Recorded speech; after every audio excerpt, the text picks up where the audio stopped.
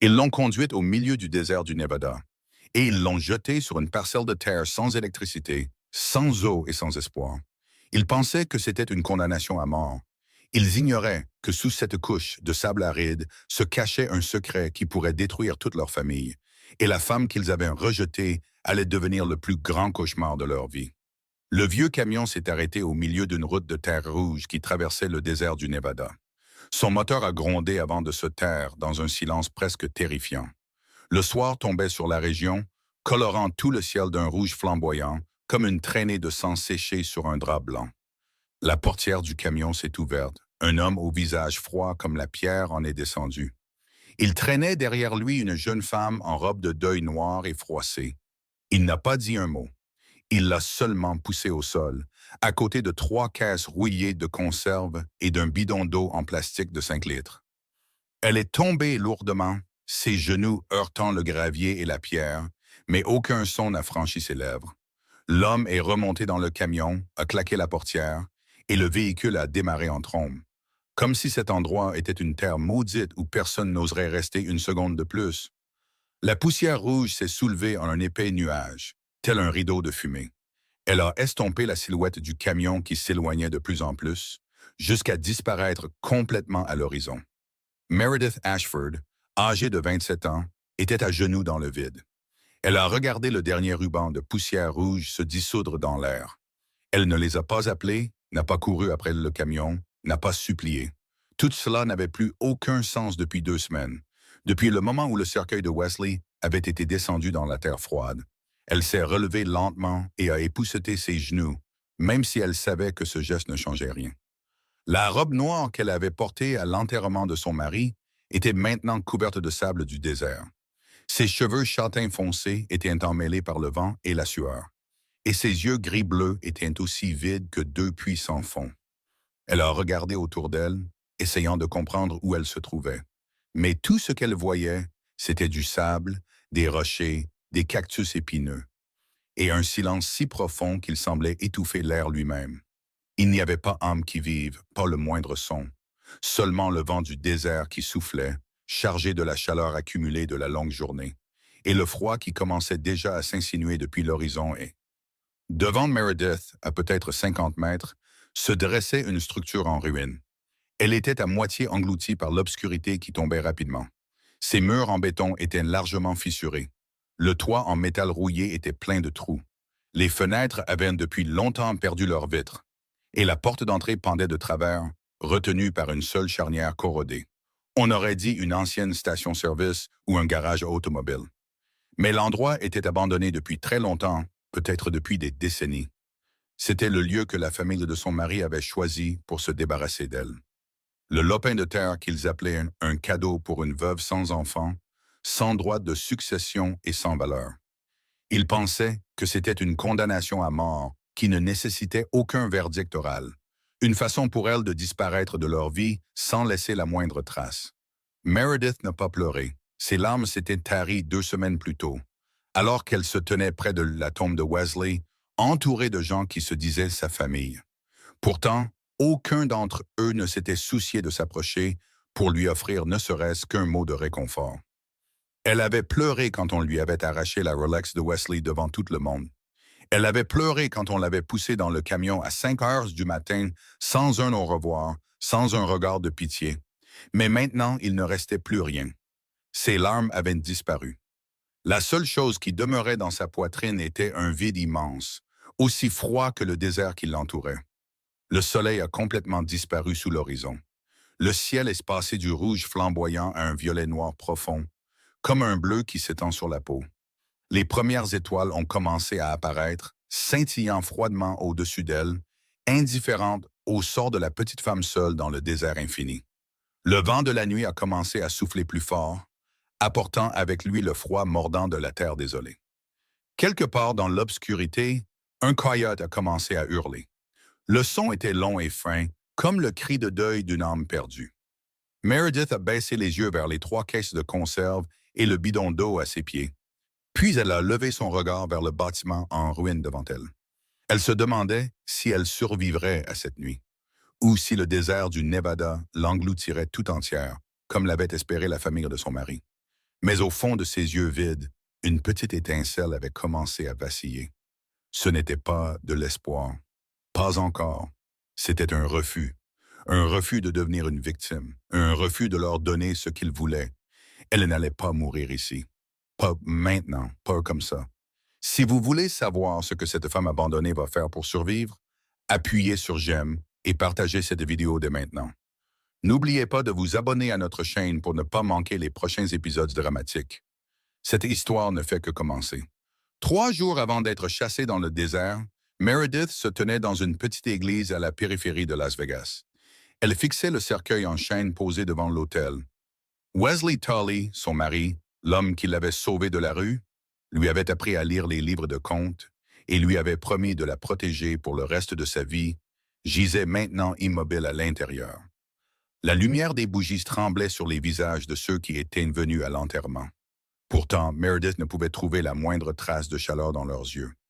L'air à l'intérieur de l'église semblait étrangement froid.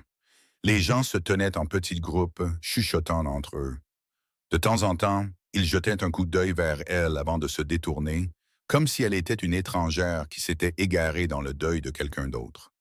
Meredith se tenait sur le tout dernier banc, seule, portant la seule robe noire qu'elle possédait. Ses mains étaient si fermement jointes que ses jointures étaient devenues blanches. Personne n'est venu lui présenter ses condoléances. Personne ne lui a pris la main. Personne n'a prononcé un seul mot de réconfort. Elle était la veuve. Pourtant, à l'intérieur de cette église, elle semblait invisible. La famille Tully se tenait en ligne près de l'avant, tout près du cercueil, comme s'ils étaient les seuls à avoir le droit de pleurer. Et Meredith n'était rien de plus qu'une invitée indésirable. Delilah Tully se tenait au centre, âgée de 38 ans, la sœur de Wesley. Son visage anguleux était aussi froid que s'il avait été sculpté dans le granit.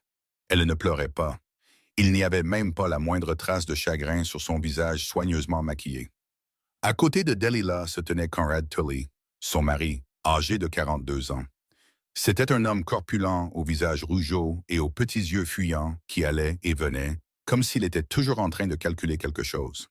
Quand le regard de Conrad s'est posé sur Meredith, il n'a pas pris la peine de cacher son mépris.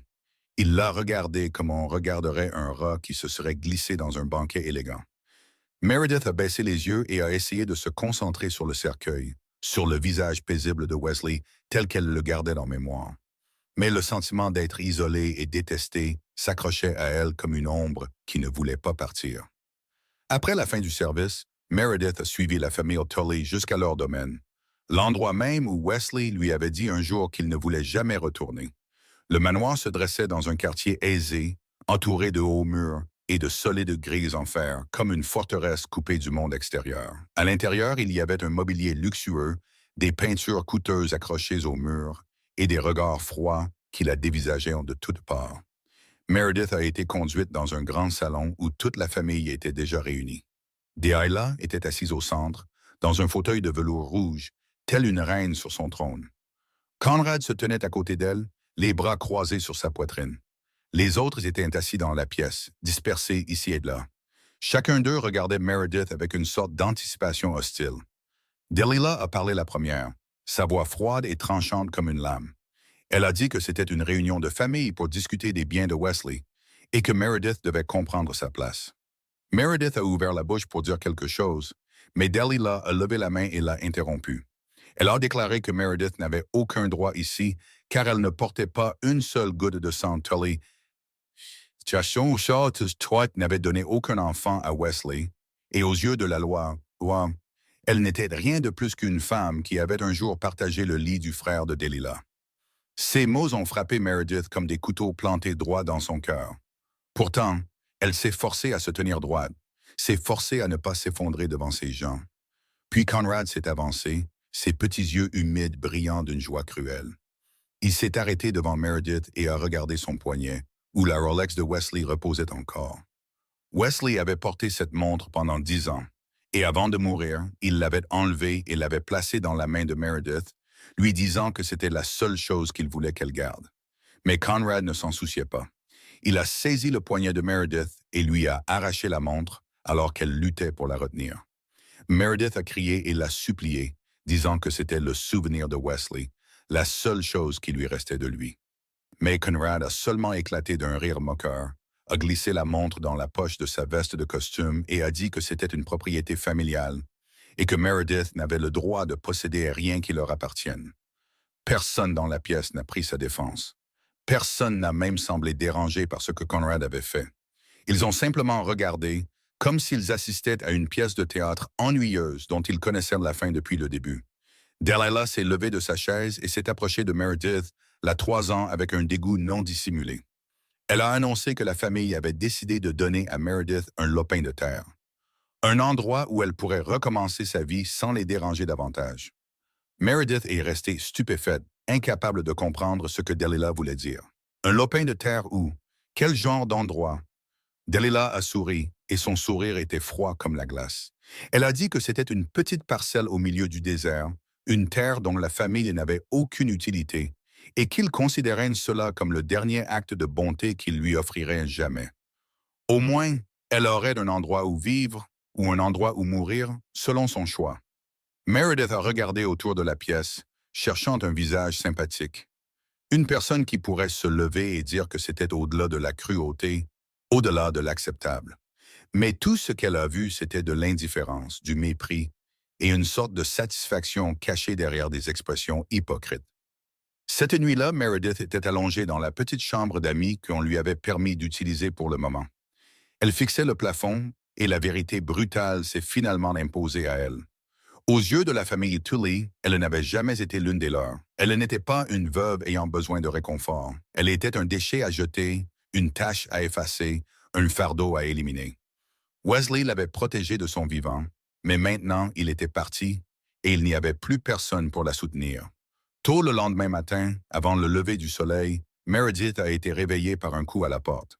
Conrad se tenait dehors et lui a dit de rassembler ses affaires et de monter dans le camion immédiatement. Elle n'a pas eu le temps de protester, aucune chance de dire au revoir à la tombe de Wesley. Ils l'ont poussé dans le vieux camion avec quelques caisses de conserve et un bidon d'eau. Et puis le camion a avancé, l'emmenant vers l'endroit qu'ils appelaient un cadeau, bien qu'en vérité, ce ne soit rien de moins qu'une condamnation à mort au milieu du désert du Nevada. L'obscurité a englouti le désert du Nevada plus vite que Meredith ne l'aurait imaginé. Quelques minutes seulement après que le soleil a complètement disparu sous l'horizon, le monde entier autour d'elle a été noyé dans une nuit si épaisse qu'elle ressemblait à de l'encre renversée. Elle a sorti son téléphone de la poche de sa robe. L'écran s'est allumé faiblement. La batterie n'était plus qu'à 12%. Et il n'y avait pas une seule barre de réseau. Bien sûr que non. Elle était au milieu de nulle part, à des kilomètres et des kilomètres de tout ce qui appartenait à la civilisation. Meredith a allumé la lampe de poche. Le faible faisceau a percé l'obscurité et elle a commencé à marcher vers la structure en ruine devant elle. Le seul endroit qui pourrait la protéger du froid qui commençait déjà à s'infiltrer dans ses os. Quand elle a franchi la porte béante, une odeur de moisissure et de vieille huile de moteur lui est montée au nez et l'a presque fait vomir. Meredith a balayé la lumière du téléphone autour d'elle et ce qui est apparu devant elle lui a fendu le cœur. C'était autrefois une station-service ou un garage automobile, mais l'endroit était abandonné depuis très longtemps, peut-être depuis des décennies. Les murs en béton étaient parcourus de fissures aussi denses que des toiles d'araignée. Les fissures couraient du sol au plafond, certaines assez profondes pour exposer les barres d'acier rouillées enfouies à l'intérieur. Le toit en métal était percé de trous, comme si quelqu'un avait tiré des balais à travers. À travers ces ouvertures, Meredith pouvait voir les étoiles scintiller dans le ciel nocturne.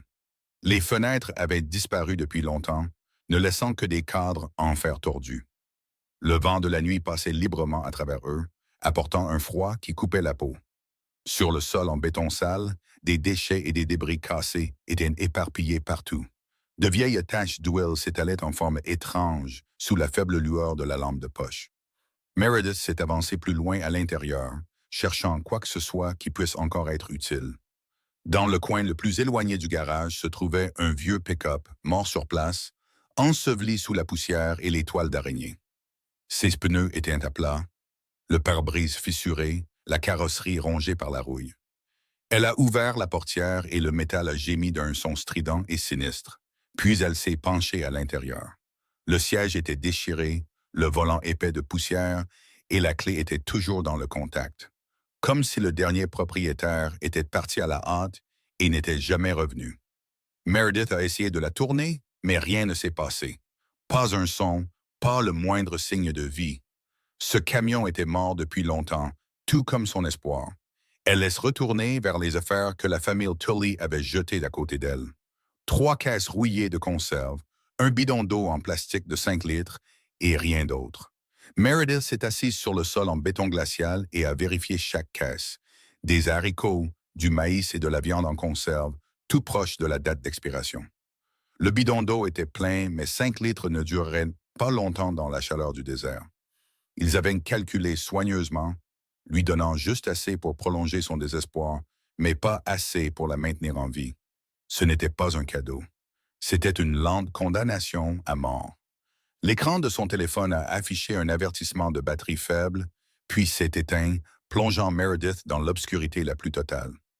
Elle laisse rester assise là, les yeux grands ouverts, et ne voyait toujours rien d'autre que la nuit opaque. Les seules choses qu'elle pouvait sentir étaient le froid qui s'infiltrait à travers chaque fine couche de sa robe de deuil, et le vent qui sifflait à travers les fissures des murs, comme quelqu'un qui crie de douleur. Puis les coyotes ont commencé.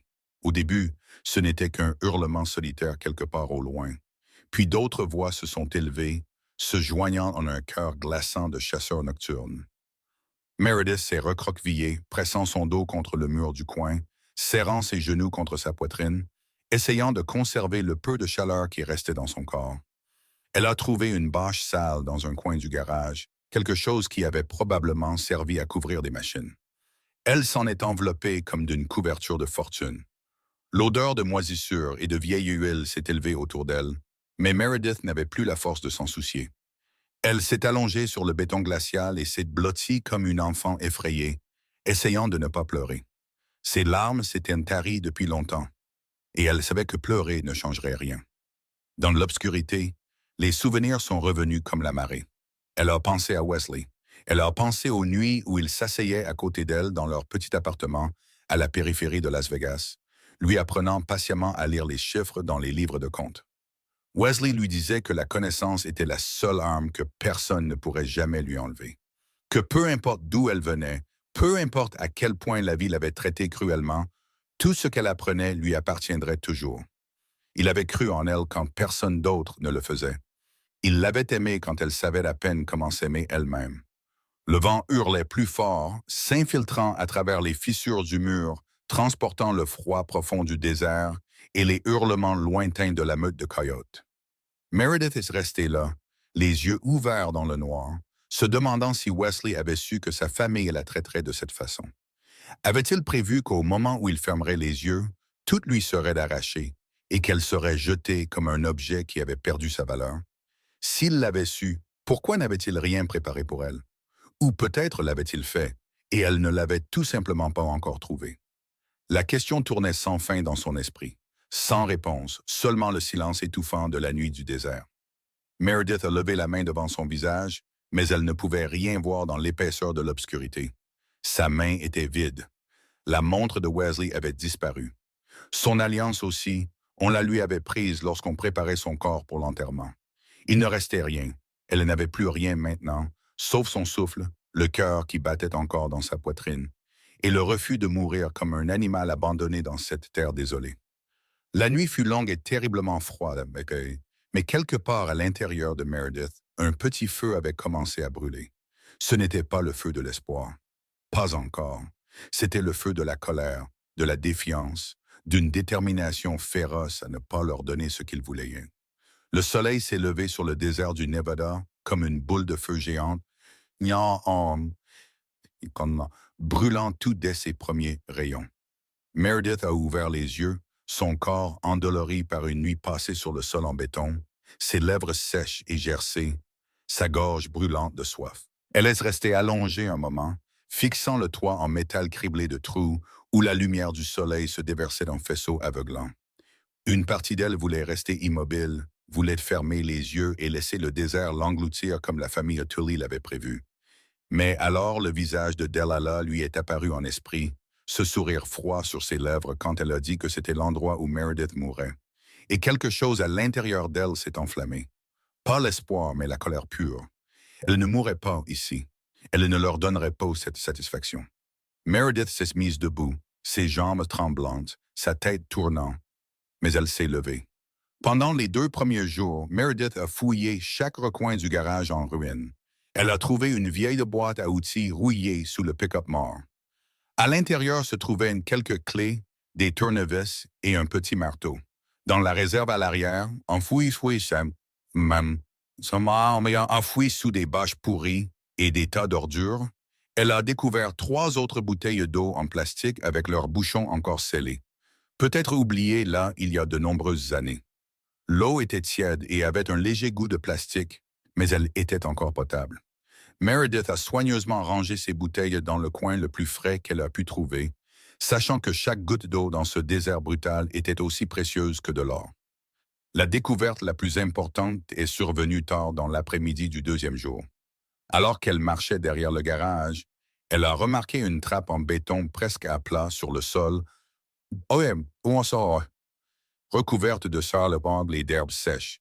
Elle a utilisé toute sa force pour l'ouvrir, et son cœur a semblé s'arrêter un instant quand elle a vu la surface sombre de l'eau en dessous. C'était le réservoir d'eau souterrain de l'ancienne station-service. Il y avait encore de l'eau dedans, peut-être alimentée par une source profonde cachée sous la terre. Meredith en a pris un peu dans sa main, l'a sentie, l'a goûtée, et a réalisé qu'elle n'avait aucune odeur étrange. Elle pouvait être utilisée. Elle avait de l'eau, elle pouvait vivre. Les 3e et 4e jours, Meredith a concentré toute son attention sur le pick-up. Elle savait que c'était sa seule issue, sa seule façon d'atteindre le monde extérieur, sa seule façon de prouver qu'elle était encore en vie. Dans le tiroir d'un établi pourri à l'intérieur du garage, elle a trouvé un vieux manuel de réparation. Sa couverture s'écaillait, ses pages étaient jaunies et froissées, mais les mots étaient encore lisibles. Meredith ne connaissait rien aux voitures. Elle n'avait jamais tenu une clé de sa vie, mais Wesley lui avait appris que la connaissance pouvait s'acquérir si la détermination était assez forte. Elle a soulevé le capot, a regardé le labyrinthe enchevêtré de fils et de métal, et a commencé à faire correspondre ce qu'elle voyait avec les instructions du livre. Pièce par pièce, elle a démonté les choses, a nettoyé la poussière et la graisse durcie, puis a tout remonté selon les schémas. Elle ne savait pas si elle faisait bien ou mal. Elle savait seulement qu'elle devait essayer, devait continuer, devait persévérer. Les 5e et 6e jours, le corps de Meredith a commencé à se rebeller. Ses mains saignaient à force de serrer la clé trop longtemps. La peau de ses paumes s'est couverte d'ampoules, puis s'est fendue, et le sang s'est mélangé à l'huile de moteur jusqu'à former une tache sombre et crasseuse. La peau de son visage et de ses bras avait brûlé sous le soleil et commençait à peler en lambeaux. Ses lèvres étaient si gercées qu'elles saignaient chaque fois qu'elle ouvrait la bouche. Elle ne buvait que de petites gorgées d'eau, économisant chaque goutte, et mangeait les conserves, une cuillerée à la fois, essayant d'étirer ses provisions le plus longtemps possible. Le jour, elle travaillait sous une chaleur si impitoyable qu'elle semblait pouvoir brûler le monde entier. La nuit, elle s'allongeait sur le sol en béton, respirant difficilement, chaque muscle de son corps endolori, chaque articulation craquant et grinçant de douleur. Mais chaque matin, en se réveillant, elle recommençait. Elle ne se permettait pas d'arrêter. Elle ne permettait pas à l'épuisement de la vaincre. Chaque fois qu'elle voulait abandonner, elle pensait au visage triomphant de Conrad lorsqu'il lui avait arraché la montre de Wesley, et sa colère lui donnait la force de se relever une fois de plus. Le 7e jour, Meredith était assise au volant du pick-up, sa main tremblant sur la clé toujours dans le contact. Elle avait remplacé la batterie en assemblant ce qui restait dans le garage. Elle avait nettoyé le système d'alimentation exactement comme le manuel l'indiquait. Elle avait vérifié chaque connexion électrique des dizaines de fois. Elle a pris une profonde inspiration, a fermé les yeux une seconde, puis a tourné la clé. Le moteur a répondu par un bruit de raté, faible et irrégulier, comme si le camion lui-même essayait de se réveiller d'un sommeil qui avait duré des décennies. Meredith a maintenu la clé en place, son cœur battant la chamade dans sa poitrine. Les ratés ont continué. Puis soudain, le moteur a rugi et tout le camion a frémi comme une bête ramenée d'entre les morts. Meredith est restée là, les 2 mains agrippées au volant.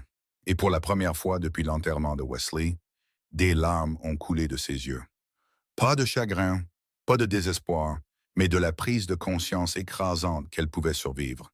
Elle avait fait la chose même que la famille Tully croyait impossible. Ils l'avaient jetée en enfer, et elle était en train de se frayer un chemin pour en sortir. Meredith a regardé à travers le pare-brise sale. Le désert du Nevada s'étendait toujours à perte de vue sous le soleil brûlant, toujours aussi dur et impitoyable que le premier jour de son arrivée. Mais quelque chose avait changé. Pas le désert, elle. Elle n'était plus la femme tremblante et effrayée qui avait été abandonnée dans cette terre désolée une semaine auparavant. Elle était devenue quelqu'un d'autre, quelqu'un de prêt à se battre, prêt à survivre, prêt à prouver qu'ils avaient eu tort de la sous-estimer. Le camion grondait encore sous ses mains et Meredith a souri. Le premier sourire qu'elle avait eu depuis de longues semaines de souffrance. Ce n'était que la première étape, mais elle s'était déjà prouvé qu'elle pouvait le faire. Et si elle pouvait faire ça, elle pouvait faire bien plus. La deuxième semaine, Meredith a conduit le vieux pick-up sur 20 mètres de route de terre rouge jusqu'à la ville la plus proche. Le camion avançait péniblement, le moteur gémissant comme s'il pouvait mourir à tout moment. Pourtant, il l'a quand même amené là-bas. La petite ville se trouvait au milieu du désert du Nevada comme une oasis oubliée. Avec seulement quelques épiceries, un bar avec une enseigne clignotante, une vieille station-service et un magasin de réparation d'ordinateurs avec une enseigne poussiéreuse suspendue de travers. Meredith s'est garée devant l'épicerie et est sortie avec le peu d'argent qui lui restait dans sa poche, les dollars qu'elle avait cachés dans les semelles de ses chaussures quand on l'avait chassée du domaine des Tully. Elle a acheté des graines de légumes, une petite houe, quelques mètres de fil d'acier et les fournitures les plus basiques que sa maigre somme d'argent pouvait encore se permettre. Le commerçant l'a regardée étrangement. Une jeune femme à la peau brûlée par le soleil qui pelait sur ses bras et son visage, vêtue de vêtements froissés et achetant des outils au milieu du désert. Mais il n'a posé aucune question. Il lui a seulement tendu les articles et a pris son argent en silence. En sortant, Meredith a remarqué le petit magasin de réparation d'ordinateurs au bout de la rue. À travers la vitre sale, elle a vu un vieil homme assis derrière le comptoir. Ses cheveux argentés étaient en bataille, une épaisse paire de lunettes perchée sur son visage, penché sur un vieil ordinateur. Elle a poussé la porte, la cloche a tinté au-dessus de sa tête, et le vieil homme a levé la tête pour la regarder. Monty Briggs, 65 ans, avait des yeux vifs cachés derrière ses épaisses lentilles. Il a toisé Meredith avec une curiosité tranquille, mais n'a pas posé une seule question. Elle a acheté quelques babioles dans sa boutique, du vieux fil électrique, une ampoule qui fonctionnait encore et une lampe de poche. Monty lui a fait un petit signe de tête quand elle est partie, et Meredith a senti son regard la suivre jusqu'à la porte. Pas un regard de jugement, mais la curiosité d'un homme qui avait vécu assez longtemps pour savoir quand quelqu'un portait un secret. Les troisième et quatrième semaines, Meredith s'est consacrée à la construction. Elle a rassemblé des morceaux de verre de voitures abandonnés éparpillés autour du garage. Elle les a assemblés avec des cadres en fer rouillé qu'elle a trouvés dans la ferraille et a lentement fabriqué une petite serre. Le travail était lent et pénible. Ses mains ont saigné plus d'une fois lorsque les bords tranchants du verre lui ont coupé la peau. Mais jour après jour, le sarcome, la structure a commencé à prendre forme. Le réservoir d'air souterrain derrière le garage est devenu sa bouée de sauvetage. L'eau y était fraîche et claire, suffisante pour nourrir les graines qu'elle avait achetées. Meredith a découvert que cette source souterraine était d'une qualité inhabituellement bonne, peut-être parce qu'elle avait traversé de profondes couches minérales cachées sous le sol du désert. Les plantes ont commencé à germer plus vite qu'elle ne l'avait imaginé. De tendres pousses vertes sortaient de la terre sèche comme un miracle. Elle a même réussi à attraper quelques poules sauvages qui erraient à proximité, les a enfermées dans un poulailler de fortune construit avec du grillage et a commencé à avoir une source de protéines grâce à leurs œufs. Un mois après le jour où elle a été abandonnée dans le désert, Meredith se tenait au milieu de la parcelle de terre qui n'était autrefois qu'un terrain vague. Elle a regardé autour d'elle. Le petit potager avait déjà commencé à verdir et à s'étoffer. La serre de fortune abritait des rangées de jeunes tomates et de haricots. Les poules caquetaient dans la cour et le garage en ruine était devenu l'endroit qu'elle appelait maintenant sa maison. Elle a baissé les yeux sur ses mains, la peau durcie par le travail, ses ongles noirs de terre, des cicatrices traversant ses doigts de toutes les fois où le verre et le fer l'avaient coupée. Puis elle a regardé son reflet dans un morceau de vitre de voiture et a vu une femme complètement différente de la jeune fille tremblante qui avait été jetée dans le désert un mois plus tôt. Sa peau était hâlée par le soleil, ses yeux plus brillants, son dos plus droit. Et dans ses yeux, il n'y avait plus de désespoir, seulement de la détermination. Pour la première fois de sa vie, Meredith était fière d'elle-même. Non pas parce que quelqu'un d'autre avait reconnu sa valeur, mais parce qu'avec ses propres mains, elle avait construit quelque chose à partir de rien. Tard un après-midi torride, vers la fin du mois, alors que Meredith était penchée pour arroser les rangées de tomates à l'intérieur de la serre, elle a entendu le bruit de moteur de voiture venant de loin. Ce n'était pas le cliquetis inégal de son vieux pick-up. C'était le grognement puissant de véhicules coûteux, le genre de son qui n'avait pas sa place dans cette étendue désertique.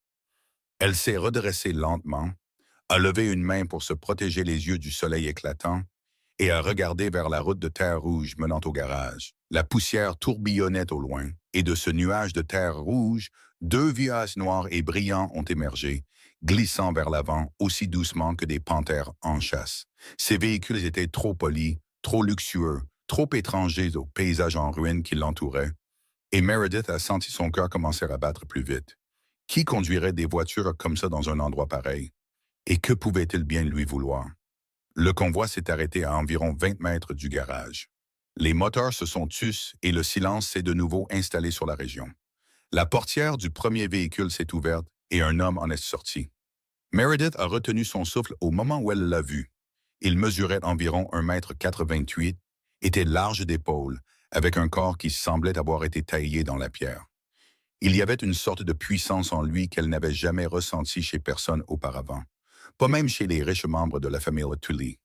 Il portait un costume 3 pièces noir au milieu du désert brûlant, comme si la chaleur elle-même ne pouvait pas l'atteindre. Ses cheveux sombres, légèrement ondulés, étaient coupés courts et nets, avec quelques mèches argentées aux tempes. Ce n'étaient pas tant des signes de l'âge que des signes de pression, de fardeau longtemps porté. Son visage était nettement dessiné, sa mâchoire carrée serrée, et ses yeux étaient froids comme des lames. Ils ont balayé le garage en ruine, sont passés sur la serre de fortune, se sont attardés sur le jardin verdoyant au-delà, puis se sont finalement posés sur Meredith. Son expression n'a pas changé. Il ressemblait à une statue, impossible à lire, ne révélant rien des pensées qui se mouvaient derrière ses yeux. Meredith a posé l'arrosoir sur le sol, a redressé son dos et a rencontré ce regard ambré sans ciller. Elle n'a pas reculé, elle n'a pas baissé la tête, elle n'a pas montré de peur.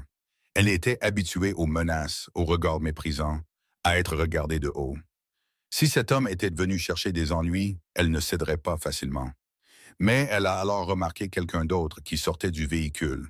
Un petit garçon, peut-être de 8 ans, mince et pâle. L'enfant avait les mêmes yeux ambrés que l'homme, mais là où le regard de l'homme était vif et froid, celui du garçon était lourd de chagrin, comme si un ciel d'orage entier s'était installé en lui. Il se tenait à côté de son père sans dire un mot, observant silencieusement tout ce qui l'entourait, avec l'immobilité détachée d'un enfant qui avait déjà vu trop de chagrin. L'homme a fait quelques pas vers Meredith, ses chaussures en cuir coûteuses s'enfonçant dans le sol poussiéreux sans la moindre hésitation. Il s'est arrêté à quelques mètres, et ses yeux l'ont balayé une fois de plus, de ses cheveux bruns attachés à la harste à ses mains calleuses et sales. Avant de se poser sur le jardin derrière elle, il a demandé d'une voix profonde et froide si elle vivait seule ici. Meredith l'a regardé droit dans les yeux et a répondu avec une froideur égale qu'elle n'avait besoin de la pitié de personne. Il n'a pas semblé offensé. Il n'a pas semblé en colère. Au lieu de cela, quelque chose a vacillé un instant dans ses yeux. Peut-être de la surprise, peut-être de la curiosité. Il s'est tourné et a de nouveau regardé le jardin verdoyant qui prospérait au milieu du désert aride. La serre assemblée à partir de verre brisé et de fer rouillé, le vieux pick-up qu'elle avait ramené à la vie, et le garage en ruine qui devenait lentement une maison. Son regard a changé. Ce n'était plus de la simple curiosité. C'était du respect, bien que cela n'ait duré qu'un instant avant de disparaître à nouveau derrière ce visage illisible. Il n'a pas posé d'autres questions. Il n'a pas expliqué pourquoi il était venu. Il n'a rien dit d'autre. Il a seulement fait un léger signe de tête, un bref geste qui aurait pu être pris pour une salutation ou une reconnaissance, puis s'est retourné et est retourné vers le véhicule. Le garçon est resté là un instant de plus, ses yeux tristes fixés sur Meredith sans ciller, comme si elle était quelque chose d'étrange et d'inconnu, quelque chose qu'il n'avait jamais rencontré auparavant. Puis, il s'est détourné lui aussi. Il est remonté dans le VUS après son père, et la porte s'est refermée. Les deux véhicules noirs ont démarré, ont fait demi-tour et sont partis à toute vitesse sur la route de terre rouge, laissant derrière eux un rideau de poussière qui les a estompés de plus en plus jusqu'à ce qu'ils disparaissent complètement à l'horizon. Meredith est restée là longtemps, regardant la poussière rouge se dissoudre lentement dans l'air brûlant. Elle ne savait pas qui était cet homme, ne savait pas pourquoi il était apparu dans un endroit comme celui-ci, et ne savait pas ce qu'il voulait. Mais ce qui lui est resté le plus en mémoire, ce n'était pas l'homme puissant, aux yeux froids et perçants. C'était le petit garçon mince au regard insupportablement triste. Pourquoi un enfant porterait-il des yeux comme ça? Les yeux de quelqu'un qui avait perdu quelque chose de précieux et ne le retrouverait jamais. Meredith est finalement retournée à son travail. Mais l'image de ses yeux ambrés et tristes l'a hantée pour le reste de la journée. Et quelque part au fond d'elle, elle savait que cette rencontre ne serait pas la dernière. Lors de son prochain voyage en ville, Meredith n'a pas pu réprimer sa curiosité à propos de l'étranger. Elle s'est arrêtée à l'épicerie, a acheté quelques autres choses dont elle avait besoin, et a prudemment essayé d'interroger la propriétaire sur le convoi de VUS noirs et brillants qui était passé dans la région. La propriétaire, une femme d'âge moyen aux cheveux argentés et aux yeux vifs et attentifs, a regardé Meredith avec surprise, puis a baissé la voix comme si elle partageait un secret mortel. Elle a demandé à Meredith si elle était certaine d'avoir vraiment vu cet homme, puis a dit qu'il s'agissait de Jasper Kincaid, l'homme que les gens de tout le Nevada appelaient le fantôme. Meredith a senti un frisson lui parcourir l'échine en écoutant ce que la femme a dit ensuite. Jasper Kincaid était le caïd qui contrôlait près de 60% des opérations de casino et d'immobilier à Las Vegas. Un empire souterrain que peu de gens osaient mentionner à voix haute. Il était connu pour être froid et impitoyable avec ses ennemis. Quiconque osait se dresser contre lui disparaissait sans laisser de traces. Mais il y avait une règle tacite qu'il n'enfreignait jamais. Il ne touchait jamais aux femmes ni aux enfants. La propriétaire a poussé un long soupir avant de raconter la tragédie qui avait changé Jasper Kincaid pour toujours. 2 ans plus tôt, sa femme, une femme nommée Céleste, était morte d'un cancer. Les gens disaient qu'avant cela, Jasper était froid, oui, mais il y avait encore une trace d'humanité en lui. Et il savait encore sourire quand il était avec sa femme et son fils. Mais depuis le décès de Céleste, il était devenu un véritable fantôme, si froid qu'il semblait fait de glace, s'enterrant dans le travail et apparaissant rarement en public. Et son fils, le petit Asher, avait complètement cessé de parler depuis le jour de l'enterrement de sa mère. Les médecins appelaient cela un mutisme sélectif, causé par un traumatisme émotionnel. Et bien que Jasper ait emmené le garçon partout où il le pouvait pour le faire soigner, l'enfant n'avait pas prononcé un seul mot au cours des 2 dernières années. Meredith est sortie du magasin, l'esprit en ébullition. Elle s'est souvenue des yeux ambrés et insupportablement tristes du petit garçon, et maintenant elle comprenait pourquoi ce regard portait tant de chagrin. L'enfant avait perdu sa mère, et la douleur de cette perte avait été si grande qu'elle lui avait même volé la voix. Elle s'est aussi souvenue des yeux froids de Jasper, et maintenant elle réalisait que derrière cette façade dure comme la pierre se tenait un homme portant silencieusement l'agonie de la perte de sa femme. Elle n'était pas la seule marquée par une blessure profonde. Elle n'était pas la seule que la vie avait privée de la personne qu'elle aimait le plus. Dans les jours qui ont suivi, Jasper a commencé à visiter le garage de Meredith plus souvent. Parfois, il venait seul, parfois il amenait Asher avec lui, et chaque fois, il laissait derrière lui des choses dont elle avait besoin. Des matériaux de construction, des conserves, des outils de jardinage, tout cela était déposé sans explication. Il ne disait jamais grand-chose, se contentant généralement d'un bref signe de tête et d'une salutation avant de se détourner, comme si l'aider était la chose la plus naturelle du monde et non quelque chose qui nécessitait une discussion. Au début, Meredith voulait refuser, voulait dire qu'elle n'avait besoin de la pitié de personne. Mais une fois, alors qu'elle ouvrait la bouche pour parler, Jasper l'a interrompue. Il l'a regardée droit dans les yeux, sa voix basse et dépouillée d'émotion, et a dit que ce n'était pas de la charité. C'était un investissement, car elle transformait la poussière en quelque chose de précieux, et il pariait simplement sur quelqu'un qui savait créer quelque chose à partir de rien. Meredith ne savait pas quoi répondre. Elle a regardé l'homme puissant qui se tenait devant elle, elle a regardé dans ses yeux, et elle a compris. Il n'était pas venu par pitié. Il était venu parce qu'il avait lui aussi besoin d'un endroit pour s'échapper, un endroit loin du monde des casinos et du pouvoir. Un endroit où il pouvait n'être rien de plus qu'un homme ordinaire portant des blessures qui n'avaient pas guéri. Et elle était, d'une manière ou d'une autre, devenue un refuge inattendu pour lui. Meredith a commencé à accepter son aide, non pas parce qu'elle en avait besoin, mais parce qu'elle comprenait qu'il avait besoin d'une raison de venir là, besoin d'une excuse pour s'éloigner de la vie étouffante qui l'attendait, même si ce n'était que pour un court instant. Ils ne se parlaient pas beaucoup.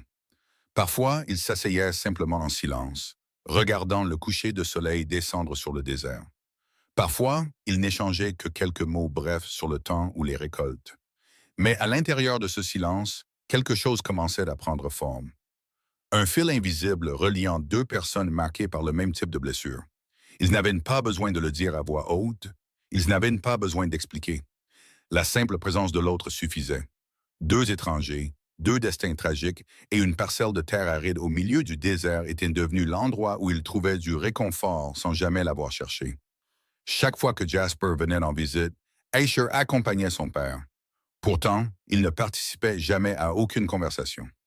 Le garçon de 8 ans aux yeux insupportablement tristes se tenait généralement dans un coin, le dos appuyé contre le côté du véhicule, observant tout ce qui l'entourait avec l'indifférence distante de quelqu'un qui avait déjà perdu tout intérêt pour la vie. Mais Meredith a remarqué quelque chose. Même si Asher ne parlait pas, n'interagissait pas, ses yeux suivaient chacun de ses mouvements. Quand elle arrosait les plantes, ce regard la suivait. Quand elle nourrissait les poules, ses yeux restèrent sur elle. Quand elle se penchait pour arracher les mauvaises herbes du sol, ce regard était toujours là, silencieux et attentif, comme si elle était quelque chose d'étrange et d'inconnu qu'il n'avait jamais rencontré auparavant. Meredith ne l'a pas forcé. Elle n'a pas essayé d'entamer la conversation. Elle n'a rien fait qui puisse mettre le garçon sous pression. Elle a simplement continué son travail et a laissé Asher décider par lui-même quand il serait prêt.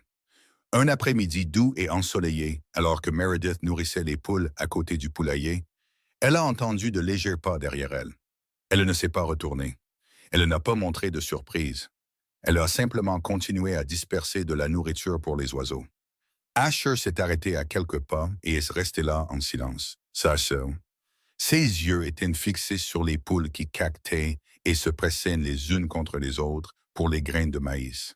Meredith a calmement pris une poignée de nourriture, puis l'a tendue vers Asher sans dire un mot. Elle ne l'a pas forcé à la prendre. Elle ne lui a pas demandé s'il voulait essayer. Elle l'a simplement offerte et a attendu. Asher a hésité. Ses yeux sont passés de la nourriture dans sa main aux poules agitées en dessous. Puis, lentement, il a tendu la main et l'a acceptée. Sa petite main était glaciale lorsqu'elle a effleuré la peau de Meredith, mais elle n'a pas réagi. Elle a seulement lâché prise et a reculé un peu. Asher a tenu la poignée de nourriture un moment, comme s'il décidait de ce qu'il allait faire ensuite. Puis il l'a dispersée sur le sol et les poules se sont immédiatement précipitées dessus, se bousculant et picorant sauvagement les unes sur les autres. Pour la première fois depuis que Meredith l'avait rencontrée, elle a vu une expression traverser ce petit visage pâle. Asher a légèrement incliné la tête, ses yeux s'écarquillant un tout petit peu, comme surpris que les poules aient réagi à ce qu'il avait fait. Ce n'était pas un sourire. Pas encore.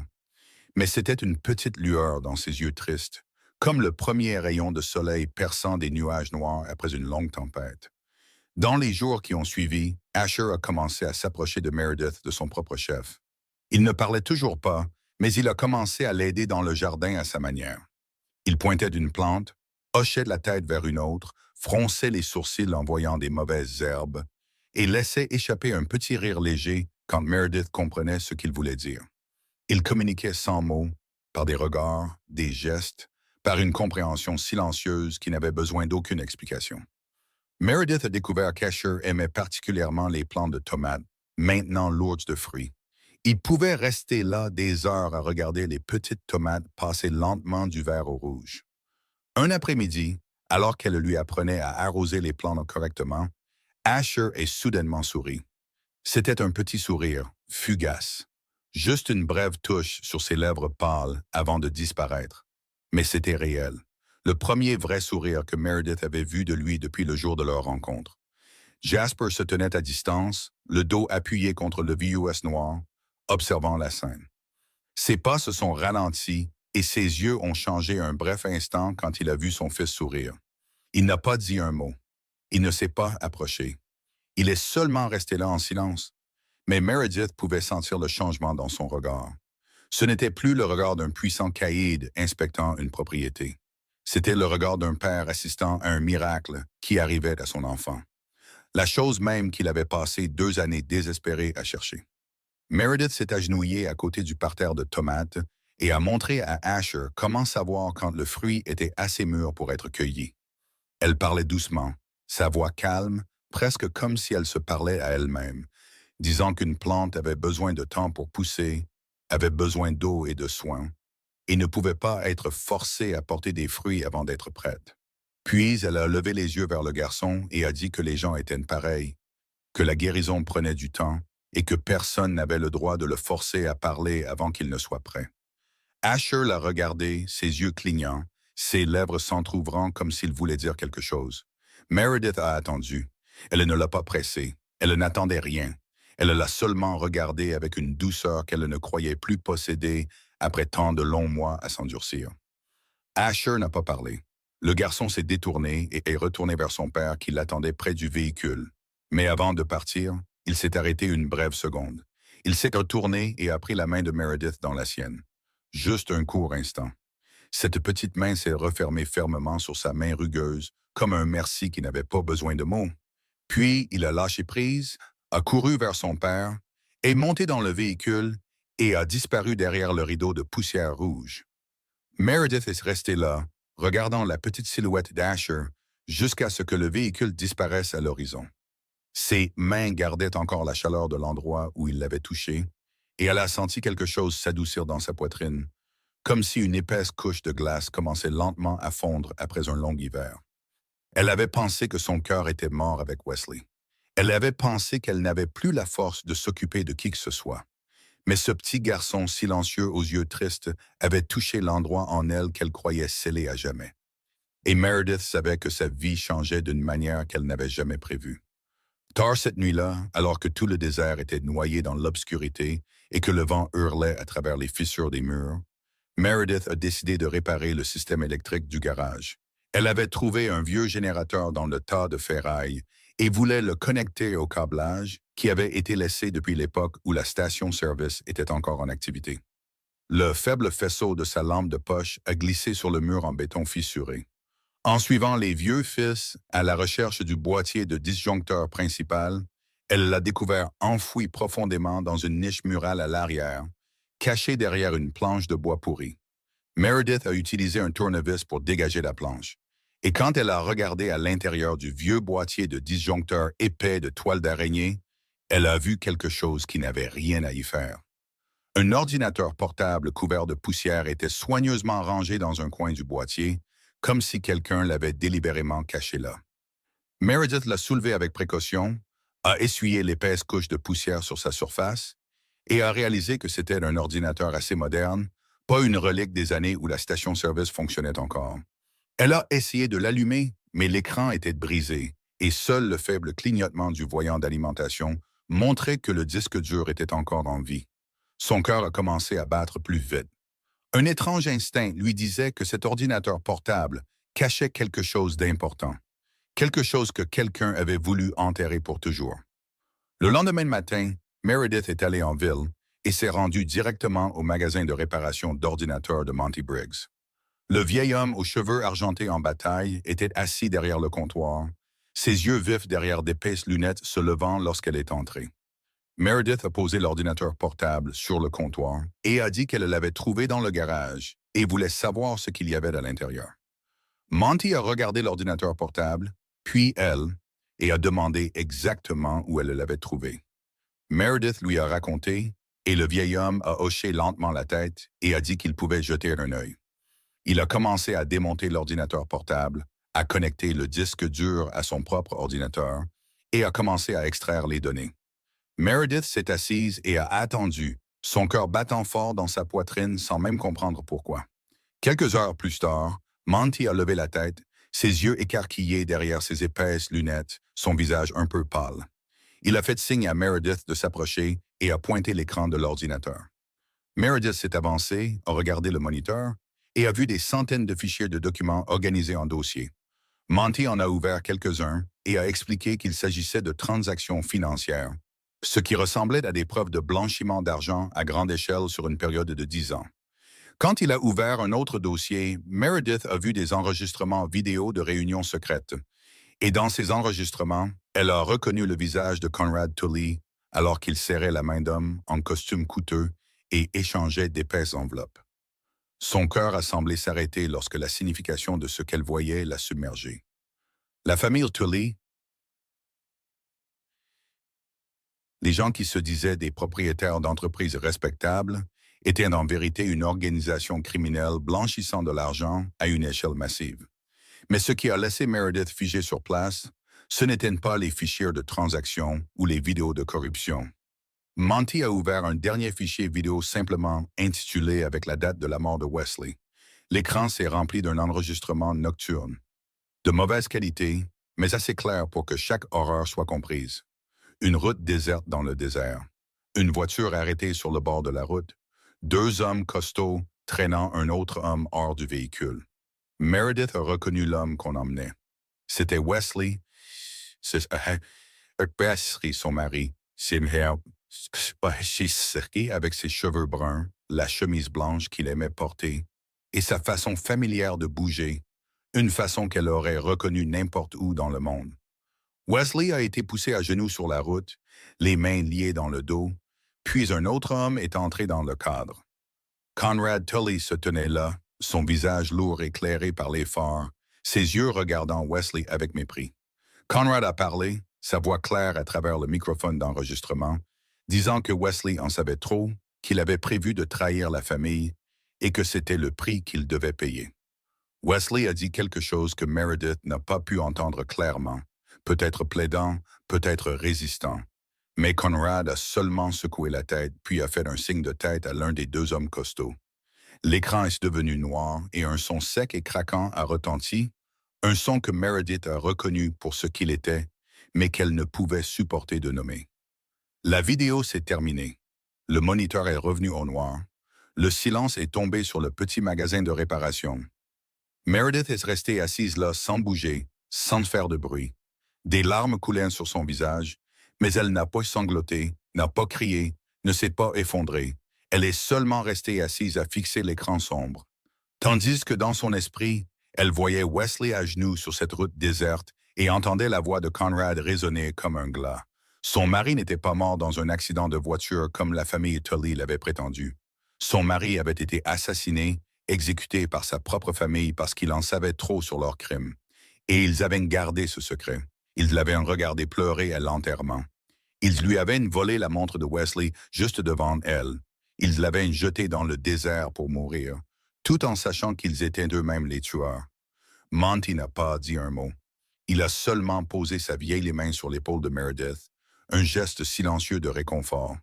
Puis il a demandé doucement si elle voulait qu'il copie toutes les données sur une clé USB. Meredith a hoché la tête, incapable de parler. Il a travaillé en silence, et quand il a eu fini, il lui a tendu la petite clé contenant chaque élément de preuve et lui a dit qu'elle devait être prudente, car les gens qui avaient caché cet ordinateur portable n'étaient pas du genre à laisser les choses passer facilement. Meredith a pris la clé, l'a glissée dans sa poche et est restée assise là jusqu'à ce que l'obscurité soit complètement tombée à l'extérieur de la fenêtre. Quand Meredith est retournée au garage dans la nuit, il n'y avait qu'une seule pensée qui tournait en boucle dans son esprit. Ils avaient tué Wesley. Ils lui avaient pris la personne qu'elle aimait le plus.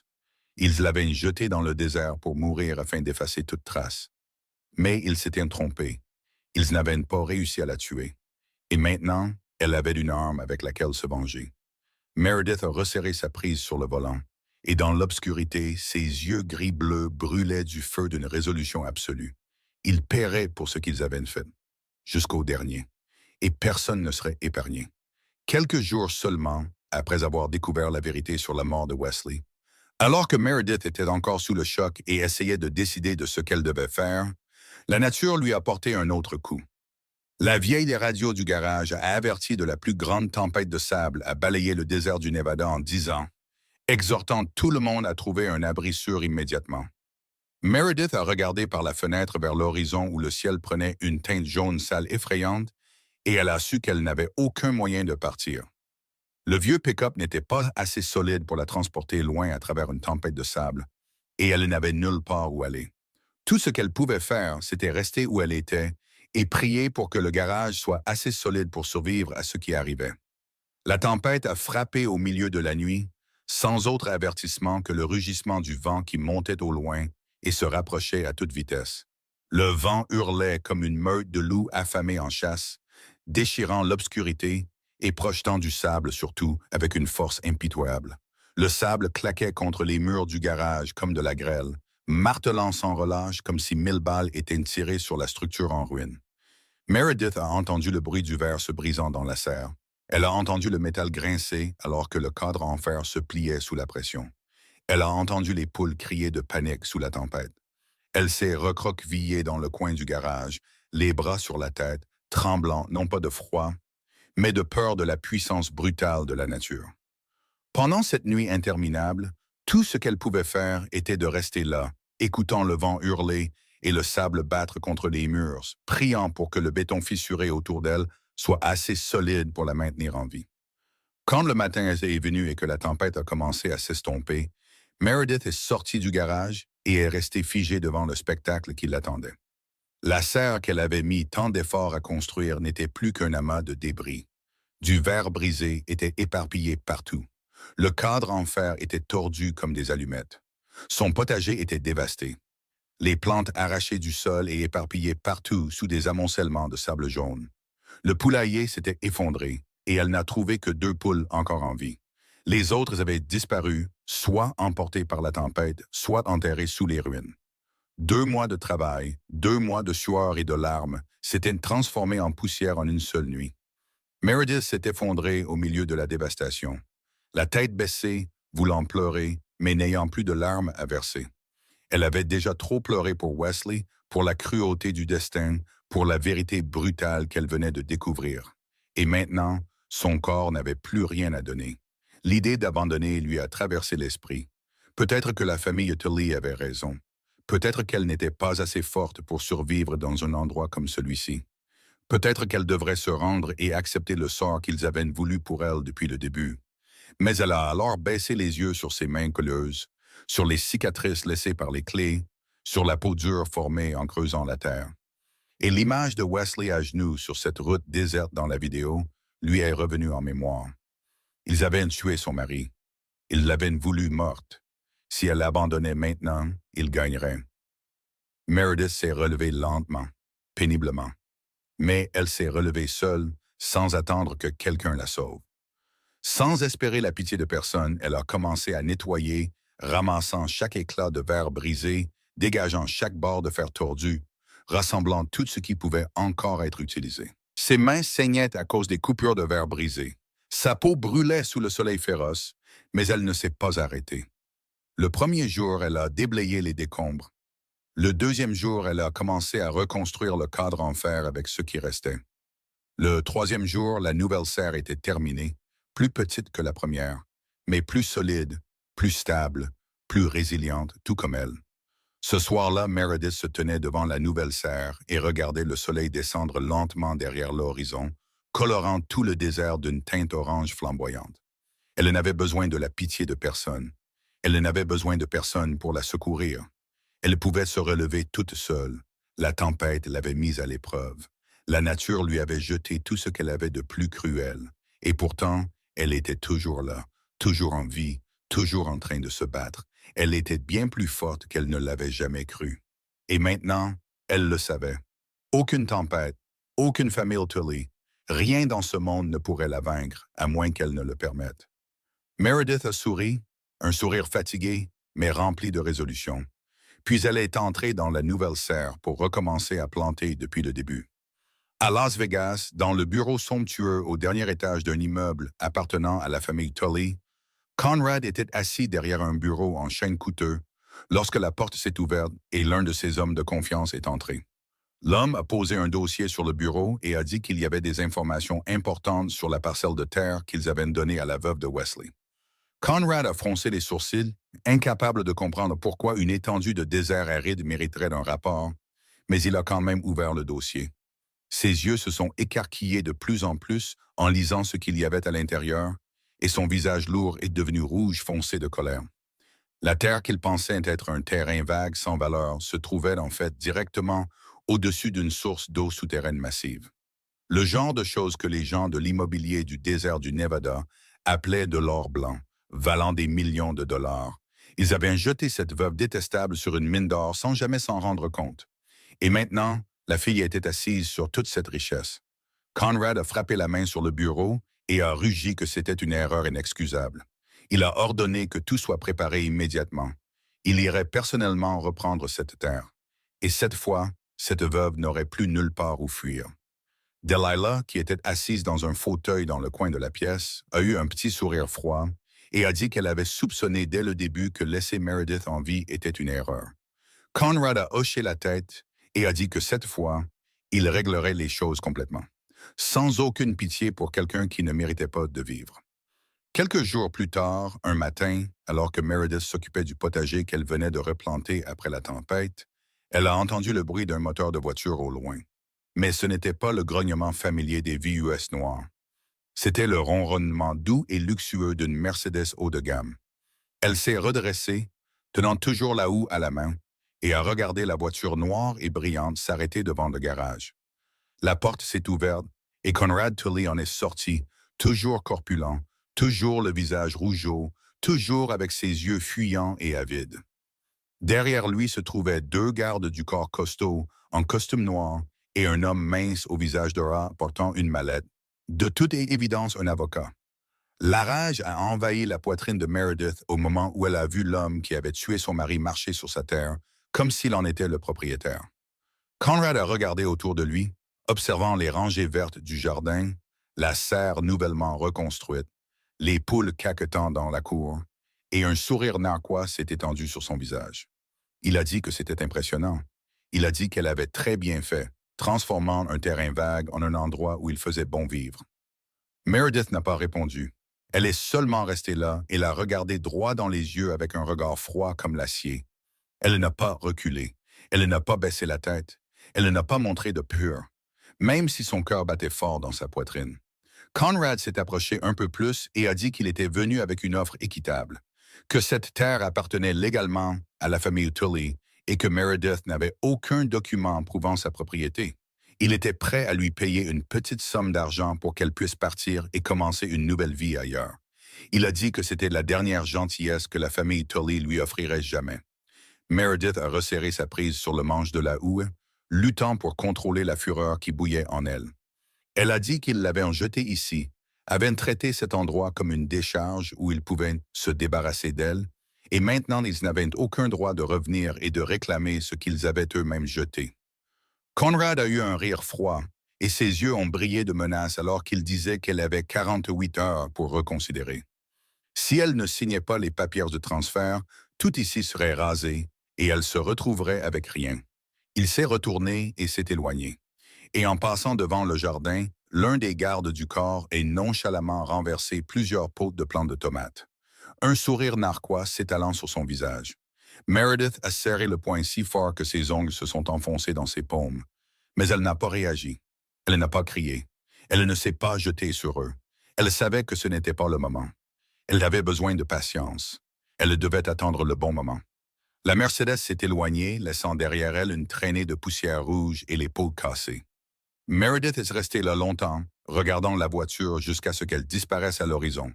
Puis elle s'est retournée et est rentrée dans le garage, se dirigeant vers le coin où elle avait caché la clé USB contenant toutes les preuves. Elle l'a sortie et l'a tenue fermement dans sa main, fixant le minuscule objet qui contenait le pouvoir de détruire toute la famille Tully. Il pensait ne pouvoir la menacer. Il pensait ne pouvoir voler tout ce qu'elle avait construit. Mais ils n'avaient aucune idée de ce qu'elle tenait. Elle n'agirait pas trop tôt.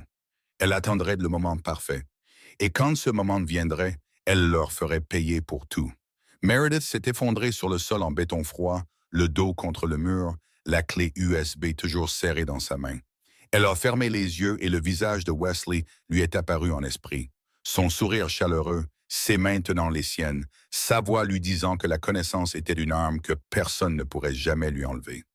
Dans l'obscurité du garage, elle a murmuré à Wesley qu'elle ne les laisserait pas s'échapper, que chacun d'entre eux paierait pour ce qu'ils lui avaient fait. À lui, à elle, et à tous ceux qu'ils avaient écrasés sous leurs pieds. Aucun d'eux ne serait épargné. Aucun d'eux ne serait oublié. C'était sa promesse à son mari décédé, et elle tiendrait cette promesse à tout prix. Le lendemain, alors que Meredith était encore noyée dans la tension laissée par sa confrontation avec Conrad, le son familier du convoi de Virtuous Noir s'est élevé de la route de Terre-Rouge. Jasper avait amené Asher en visite comme d'habitude, ignorant ce qui s'était passé la veille. Lorsque le véhicule s'est arrêté et que le père et le fils en sont sortis, Meredith a essayé de garder son visage calme, a essayé de forcer un sourire sur ses lèvres et a continué à arroser les plantes comme si de rien n'était. Mais sa main tremblait légèrement autour de l'arrosoir et elle savait qu'elle ne pourrait pas le cacher éternellement. Asher était plus sensible que quiconque aurait pu l'imaginer. Le garçon de 8 ans aux yeux insupportablement tristes se tenait dans un coin, comme il le faisait toujours. Mais aujourd'hui, son regard n'a jamais quitté Meredith. Il sentait que quelque chose n'allait pas. Il sentait la lourdeur qui pesait sur la femme en qui il avait commencé à avoir confiance. Il a vu sa main trembler alors qu'elle arrosait les plantes. Il a vu le sourire forcé sur ses lèvres. Il a vu les yeux gris-bleus essayant de dissimuler l'inquiétude qu'ils contenaient. Meredith s'est retournée et a souri au garçon, essayant de paraître normal. Mais Asher n'était pas dupe. Il avait vécu 2 ans en silence après la mort de sa mère. Il comprenait la douleur de voir quelqu'un essayer de cacher sa souffrance et il a reconnu immédiatement que Mademoiselle Mara avait des ennuis. Le garçon est resté immobile pendant un long moment, les yeux fixés sur Meredith sans ciller. Puis, soudain, il a commencé à marcher vers elle, ses petits pas remplis de détermination. Meredith ne l'a pas remarqué. Elle était toujours penchée à arroser le parterre de tomates jusqu'à ce qu'elle sente une petite main tirer doucement sur sa manche. Elle s'est retournée, a regardé Asher qui se tenait devant elle, et son cœur a semblé s'arrêter lorsque le garçon a ouvert la bouche. Sa voix était rauque à force de ne pas avoir été utilisée depuis si longtemps, chaque mot se frayant un chemin comme si sa gorge avait oublié comment produire des sons. Mais il a parlé quand même. Mademoiselle Mara, a dit le garçon, sa voix tremblante mais claire. Meredith s'est figée sur place et l'arrosoir a glissé de sa main et a heurté le sol avec un bruit sourd.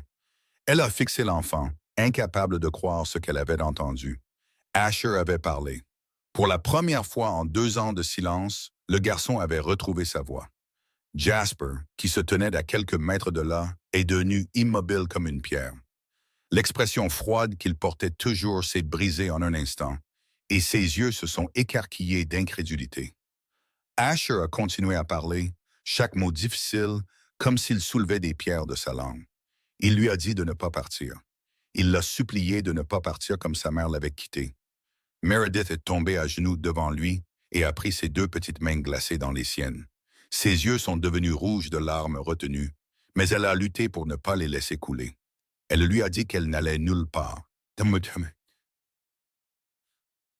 qu'elle lui promettait de rester, qu'elle ne le quitterait pas comme sa mère avait été forcée de le faire. Asher l'a regardé, et à l'intérieur de ses yeux tristes, une petite lueur d'espoir s'est soudainement allumée. Le garçon a hoché la tête, faisant confiance à la promesse de la femme devant lui. Jasper a détourné le visage, et ses épaules ont légèrement tremblé, et Meredith a su qu'il ravalait ses larmes. Pour la première fois en 2 ans, son fils avait parlé, et il l'avait fait pour protéger la femme que Jasper lui-même avait amenée ici.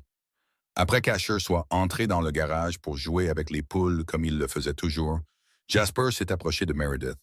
Son visage avait retrouvé sa retenue froide habituelle, mais ses yeux semblaient encore humides. Il lui a demandé ce qui se passait, pourquoi elle était si tendue, pourquoi même son fils avait pu sentir que quelque chose n'allait pas.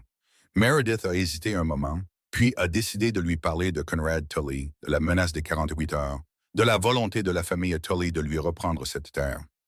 Elle ne lui a pas parlé de la clé USB. Elle ne lui a pas parlé de la vidéo du meurtre de Wesley. Elle a gardé ses secrets pour elle. Jasper a écouté, et pendant qu'il le faisait, son visage s'est assombri et ses yeux se sont aiguisés d'une lumière froide comme l'acier. Il a dit qu'il connaissait la famille Tully, savait exactement quel genre de personnes ils étaient, et qu'ils n'avaient aucune idée à qui ils avaient affaire s'ils osaient poser la main sur quelqu'un sous sa protection. Meredith l'a regardé droit dans les yeux et lui a dit que c'était son champ de bataille, qu'elle avait sa propre façon de gérer cela et qu'elle n'avait besoin de personne d'autre pour se battre pour elle. Jasper l'a étudié et pour la première fois, il a vu quelque chose dans ses yeux gris-bleus qu'il n'avait jamais vu auparavant. Pas du chagrin, pas de la faiblesse, mais un pur danger, le regard de quelqu'un qui planifiait quelque chose de bien plus grand qu'une simple autodéfense. Il a hoché lentement la tête et a dit qu'il n'interférerait pas si c'était ce qu'elle voulait, mais que s'il elle avait besoin de lui, il serait le Meredith n'a pas répondu. Elle s'est seulement tournée pour regarder vers le garage, où Asher riait silencieusement parmi les poules. Et à l'intérieur d'elle, la résolution de se venger s'est installée plus profondément que jamais. 24 heures après la menace de Conrad, Meredith était assise dans le garage, planifiant son prochain coup. C'est alors que le vieux téléphone qu'elle avait récemment acheté en ville a commencé à sonner. Le numéro de Jasper s'est affiché à l'écran. Et au moment où elle a répondu, ce qu'elle a entendu a glacé le sang dans ses veines. La voix de Jasper tremblait pour la première fois depuis qu'elle le connaissait. La voix de ce puissant caïd n'était plus froide comme l'acier, mais remplie de panique et de désespoir. Il a dit « Ils ont pris Asher ». Juste 3 mots, et pourtant ils ont suffi à donner à Meredith l'impression que son monde entier s'était effondré. Jasper lui a raconté ce qui s'était passé, sa voix se brisant alors qu'il luttait pour contenir la folie qui bouillait en lui. Asher avait été emmené à son école spécialisée comme d'habitude, l'endroit où il suivait des cours de thérapie pour les enfants souffrant de traumatisme émotionnel. Cet après-midi-là, à la fin de l'école, la voiture de Jasper était arrivée pour le récupérer comme toujours. Mais avant qu'Asher ne puisse monter, une camionnette blanche est sortie de nulle part. 2 hommes en ont sauté, ont assommé le chauffeur de Jasper, ont traîné Asher dans la camionnette et ont disparu en un instant. Personne n'a eu le temps de réagir. Personne n'a eu le temps de les arrêter. Et au moment où Jasper a reçu l'appel, son fils était déjà entre les mains de l'ennemi. Quelques heures plus tard, Jasper a reçu une vidéo envoyée directement sur son téléphone privé.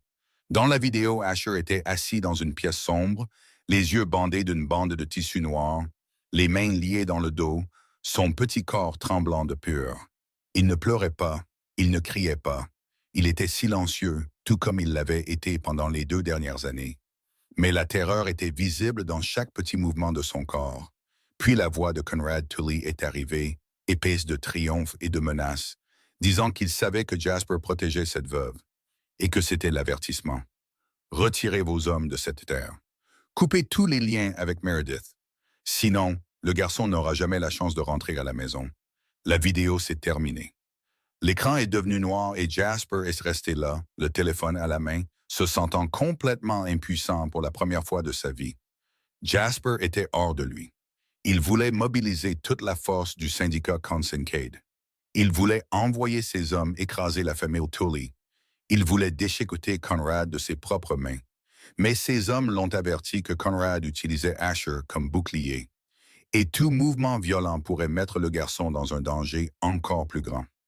La famille Tully savait qu'elle ne pouvait pas affronter le syndicat Consincade de front. Ils avaient donc choisi la méthode la plus lâche possible. Enlever un enfant innocent de 8 ans et le transformer en otage. Jasper savait qu'il ne pouvait pas agir imprudemment. Il savait qu'il devait se retenir. Mais chaque seconde qu'Asher passait entre leurs mains lui donnait l'impression de mourir de l'intérieur. Il a appelé Meredith, sa voix tremblant toujours, peu importe à quel point il essayait de la stabiliser. Il a dit qu'ils avaient pris Asher, que tout cela était parce qu'il l'avait protégé, qu'il avait entraîné son fils dans une guerre qui n'aurait jamais dû le toucher. Meredith a écouté, puis est restée assise en silence pendant un long moment, son cœur se tordant comme si quelqu'un le serrait dans un poing. Elle s'est souvenue du visage d'Asher quand il lui tenait la main. Elle s'est souvenue du son rauque et fragile de sa voix quand il l'appelait Mademoiselle Mara. Elle s'est souvenue de ses yeux ambrés et tristes, la suppliant de ne pas partir. Le garçon lui avait ouvert son cœur. Il lui avait fait confiance. Il avait parlé pour la première fois en 2 ans à cause d'elle. Et maintenant, il avait été enlevé, ligoté dans une pièce sombre, effrayé et seul, tout cela à cause d'elle. Meredith a resserré sa prise sur le téléphone, alors que la colère et la résolution déferlaient dans sa poitrine. Elle a dit à Jasper, sa voix froide comme l'acier, qu'elle savait ce que Conrad voulait et qu'elle tenait entre ses mains la chose même qu'il craignait le plus. Jasper lui a demandé ce qu'elle comptait faire, sa voix remplie d'inquiétude et d'effroi. Meredith a répondu d'une voix brève et dure qu'elle allait le rencontrer seule. Jasper a crié, lui demandant si elle avait perdu la tête, disant que Conrad la tuerait, disant qu'il ne pouvait pas la laisser jeter sa vie comme ça. Mais Meredith a mis fin à l'appel avant qu'il ne puisse dire un mot de plus. Elle a baissé le téléphone et a regardé la clé USB posée dans la paume de sa main. C'était son arme, la preuve qui pouvait détruire la famille Tully. La seule chose que Conrad craignait plus que tout au monde. Il pensait pouvoir utiliser Asher pour la menacer. Il pensait pouvoir les forcer, elle et Jasper, à baisser la tête. Il avait tort. Meredith s'est levée, est sortie du garage et a levé les yeux vers le ciel nocturne étoilé. Elle n'était plus la femme tremblante qui avait été jetée dans le désert des mois auparavant. Elle était devenue autre chose maintenant. Quelque chose que Conrad Tully serait bientôt forcé d'affronter et regretterait amèrement d'avoir sous-estimé pour toujours. Elle sauverait Asher et elle ferait payer Conrad pour tout, même si c'était la dernière chose qu'elle faisait. Meredith a trouvé le numéro de téléphone de Conrad grâce aux relations qu'elle avait nouées à l'époque où elle travaillait comme comptable pour Wesley, et elle l'a appelé cette nuit-là même. Sa voix était si calme qu'elle en était froide lorsqu'elle lui a dit qu'elle voulait se rencontrer et négocier, qu'elle était prête à signer les papiers de transfert de la terre et à disparaître de la vie de la famille Tully pour toujours en échange de la libération du garçon. Conrad a éclaté d'un rire moqueur à l'autre bout du fil, sa voix épaisse de triomphe, alors qu'il disait qu'enfin la veuve avait appris sa place. Il a désigné un entrepôt abandonné au milieu du désert comme point de rendez-vous, à 15 miles de la ville, un endroit où personne ne pouvait rien entendre ni voir. Meredith a accepté sans hésitation, et Conrad a mis fin à l'appel, affichant la satisfaction suffisante d'un homme qui croyait avoir déjà gagné. La nuit suivante, Meredith a conduit le vieux pick-up jusqu'à l'entrepôt abandonné, exactement comme convenu. Elle est venue seule, sans armes, sans personne pour la protéger, avec seulement un vieil ordinateur portable et la petite clé USB glissée dans la poche de sa veste. Jasper avait essayé de la joindre des dizaines de fois, voulant l'accompagner, voulant la protéger, mais Meredith avait refusé chaque tentative. C'était sa guerre et elle l'amènerait à sa manière. Quand elle s'est arrêtée devant l'entrepôt, elle a vu la Mercedes noire familière de Conrad déjà garée là, ainsi que 2 autres camionnettes. Elle a pris une profonde inspiration, est sortie du camion et est entrée. À l'intérieur de l'entrepôt, la lumière de quelques ampoules suspendues se déversait en taches de clarté et d'ombre. Conrad se tenait au milieu, toujours corpulent, toujours le visage rougeau, comme toujours, ses yeux brillants de triomphe quand il a vu Meredith entrer. Autour de lui se tenaient 4 gardes du corps costaud, chacun avec une arme glissée à la ceinture. Et dans le coin de l'entrepôt, assis sur une chaise en bois, se trouvait Asher.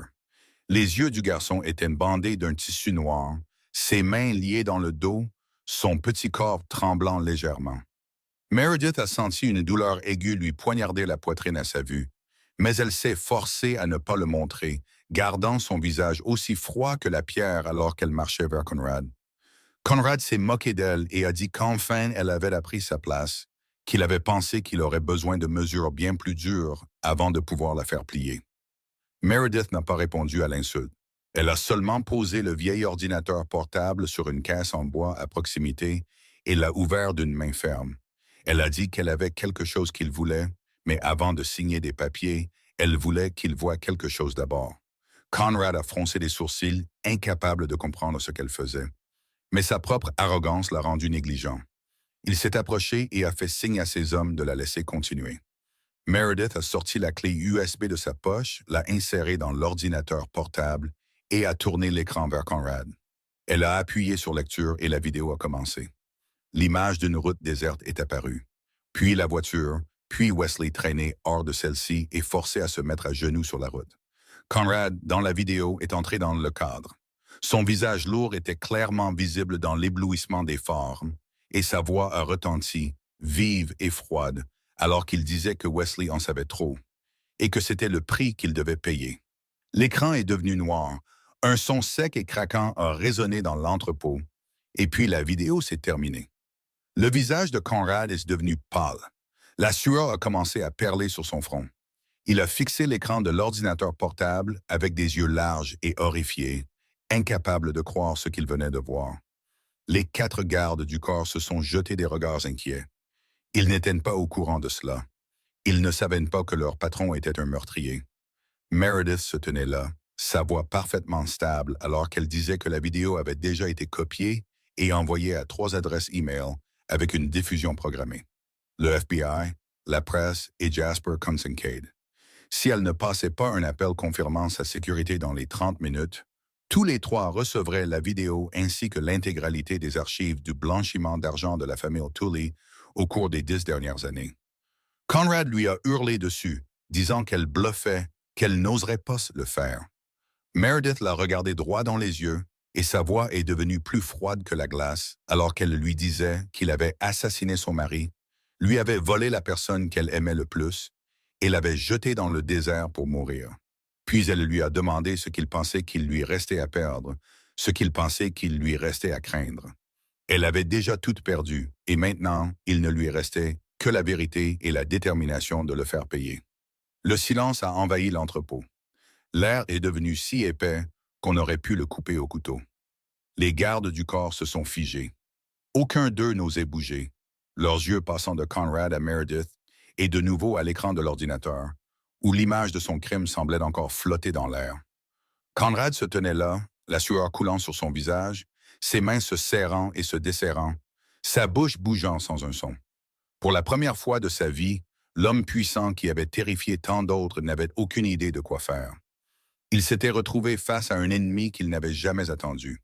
Une femme qu'il croyait pouvoir jeter comme un déchet pour découvrir qu'elle était l'adversaire la plus dangereuse qu'il ait jamais connue. Le silence s'est étiré dans l'entrepôt abandonné, chaque seconde qui passait semblant durer une éternité. Conrad se tenait là, ses yeux allants et venant, cherchant une échappatoire, cherchant un moyen de renverser la situation. Mais il n'y avait plus d'échappatoire pour un homme dont le crime avait été exposé devant tout le monde. Ces 4 gardes du corps ont commencé à reculer un par un. Leurs expressions avaient complètement changé maintenant qu'ils comprenaient que leur employeur était un meurtrier. Ils avaient été engagés pour protéger, pour menacer, pour faire le sale boulot quand on le leur ordonnait, mais aucun d'eux ne voulait être lié à un meurtre qui avait maintenant une preuve claire. Un garde du corps s'est tourné et a marché vers la porte, puis un autre, puis le 3e, jusqu'à ce qu'il n'en reste qu'un, hésitant derrière Conrad. Meredith a de nouveau parlé, sa voix froide comme le désert la nuit. Elle a dit qu'elle lui donnerait une seule et unique chance. Libérer le garçon immédiatement, quitter le Nevada pour toujours et ne plus jamais montrer son visage devant elle. En retour, la vidéo resterait non publiée et il pourrait garder la vie pathétique qui lui restait. Conrad a essayé de se débattre, sa voix tremblante alors qu'il disait qu'elle n'oserait pas, que la famille Tully ne laisserait pas passer ça, qu'elle paierait pour cette imprudence. Mais ces menaces sonnaient creux maintenant, faibles et vides. Elles ne portaient plus leur poids d'antan alors qu'il se tenait là comme un criminel acculé. Meredith l'a interrompu, et sa voix a résonné dans l'entrepôt comme de l'acier frappant de l'acier. Elle a dit qu'elle avait survécu 1 mois dans le désert sans électricité ni eau, avait tout reconstruit de ses propres mains à partir des ruines, avait regardé la vidéo du meurtre de son mari et s'était forcée à ne pas se crier. Puis elle lui a demandé s'il croyait encore qu'il y avait quelque chose qu'elle n'oserait pas faire, s'il y avait encore quelque chose dans ce monde qui pouvait encore l'effrayer. Ses yeux gris-bleus brûlaient d'une lueur dure et métallique, sans un tremblement, sans une trace d'hésitation. Elle n'était pas la femme faible que Conrad avait jetée dans le désert des mois auparavant. Elle était l'ennemie la plus dangereuse qu'il ait jamais affrontée. Conrad a dégluti difficilement, la sueur coulant sur son visage pâle et lourd. Le dernier garde du corps s'est retourné et s'est éloigné lui aussi, ne voulant pas rester une seconde de plus, ne voulant pas mourir pour un homme qui avait commis un meurtre. Conrad se tenait maintenant seul au milieu de l'entrepôt, tremblant, isolé, toute sa puissance et sa menace s'envolant comme de la fumée dans le vent du désert. Il a regardé Meredith, a regardé dans ses yeux qui ne contenaient aucune peur, et il a su qu'il avait perdu. Pas contre un rival égal, il avait perdu contre la femme même qu'il croyait pouvoir écraser sous son talon. Conrad a finalement hoché la tête. Lentement, sans espoir, il s'est approché d'Asher, a dénoué les cordes autour des poignets du garçon et a reculé. Meredith a retiré le bandeau des yeux d'Asher, et à l'instant où l'enfant l'a vu, il s'est précipité vers elle comme une flèche décochée d'un arc. Asher s'est accroché à Meredith de toutes ses forces, son petit corps tremblant comme une feuille dans le vent, de petits sanglots brisés s'étranglant dans sa gorge, même si aucun mot clair ne sortait.